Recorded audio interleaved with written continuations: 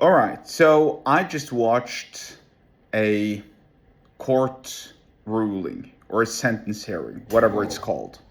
The court case or the part of a court case where someone is convicted. So I'm not going to mention the dude's name because what he's done is so despicable. His name doesn't even deserve to be mentioned.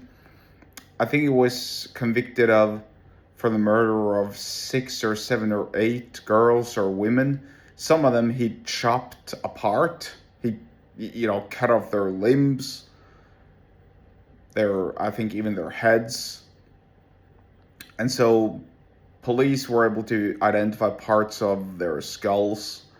And I don't know what they did, but they probably pulled some forensic miracles and managed to tie the murder of these women to this individual.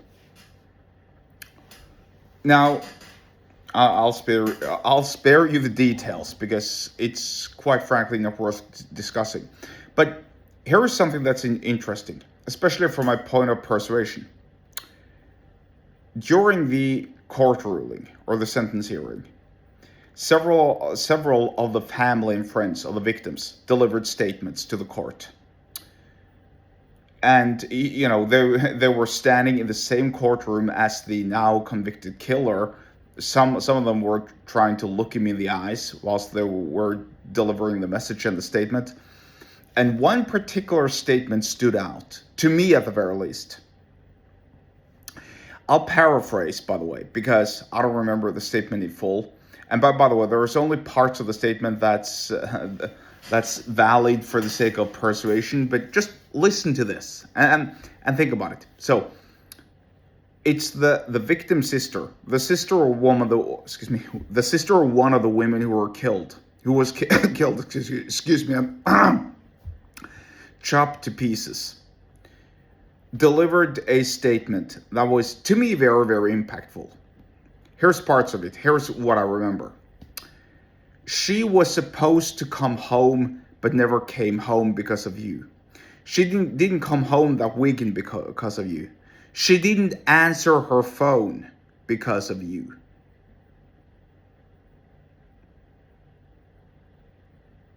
Think about that.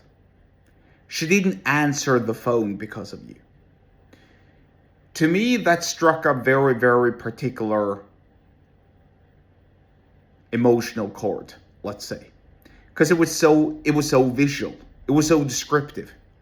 I tried calling my sister, but she didn't pick up her phone. Her phone. She usually answers when I'm calling her, especially at this time of the week. I know that she's usually available for a call, but she didn't pick up the phone this time because of you, because you killed her. Not you, the viewer, of course, but I'm talking hypothetically like I'm the woman delivering the statement to the killer. This is exactly what vision and persuasion is all about. She managed to sway the entire courtroom because I could take a look at the viewers, at the onlookers, even some of the police standing there. They all looked sad. And I even heard that even the judge himself wept a little bit during some of these testimonies. Now, there's nothing fun or cool about this. Let's just be crystal clear. This is a terrible, awful case. But it's still relevant and interesting when it comes to persuasion. Because, and I've been thinking a great deal about this.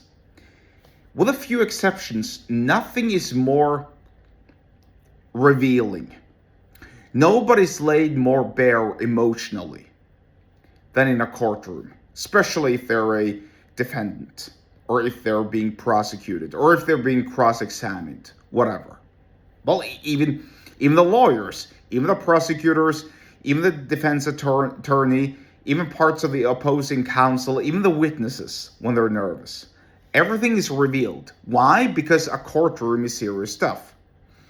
I mean, something along the lines that would resemble parts of a courtroom when it comes to emotions and persuasion might be the cage or the ring when it comes to fighting.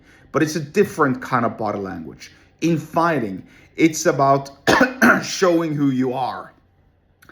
You know, when you're busted up, When you've been knocked down, are you man enough to stand up and fight, and fight? Are you man to take up on your opponent? In the courtroom, are you man enough to speak the truth and be honest and stand there and face the consequences? Now, I could go into a whole tirade about the courtroom and so on, but that's not what this is for. What this is for is simply the visual and descriptive body language and the way that you persuade somebody and sell them literally and proverbially on your case inside a courtroom. Think about it. Watch court cases and look what people do and say, how they act and behave. Use that and implement it as part of your business. If you want to learn more and get subscribed to my email list, my publisher list, there's a link below the episode description wherever you're watching and listening to this. I'll see you there.